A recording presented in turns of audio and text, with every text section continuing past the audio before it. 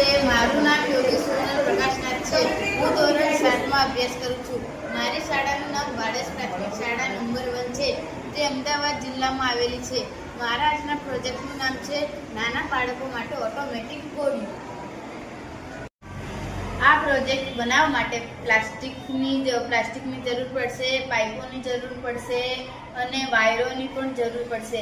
સાથે સાથે સ્પીકર, પછી સર્કિટ, એની બેટરી અને સ્વિચો, સાથે સાથે મોટરની પણ જરૂર પડશે. આજની મહિલાઓ પર ઘણી બધી જવાબદારી છે. પોતાના ઘરનું કામ કરવું અને સાથે સાથે પોતાના બાળકને સંભાળવાની. અને ઘણી બધી મહિલાઓ તો નોકરીએ પણ જાય છે.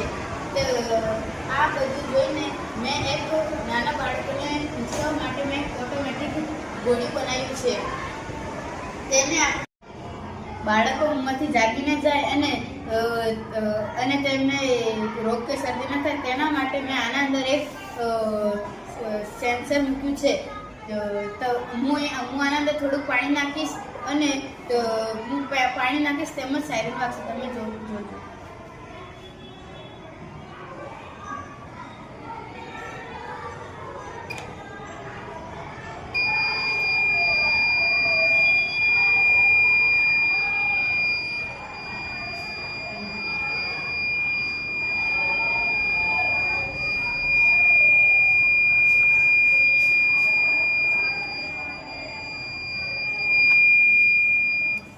તમે જોઈ શકો છો કે જેમ જ પાણી અંદર ગયું એમ કેટલું સાયરન વાગ્યો.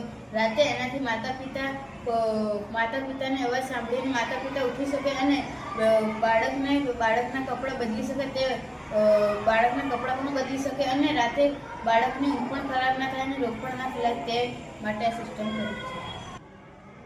આના કારણે બાળકો રાતે ઊંઘમાંથી જાગતા પણ નથી અને સ્વસ્થ રહે છે. આ ઘોડિયું કિંમતમાં ખૂબ જ સસ્તું છે અને સામાન્ય માણસો પણ આને ખરીદી શકે છે. અને મહિલાઓ માટે તો આ ઘોડિયું આશીર્વાદરૂપ છે. આ ઘોડિયાને હિંચકાવવાની પણ જરૂર પડતી નથી. આ ઓટોમેટિક હિંચકે છે, તમે જોઈ શકો છો.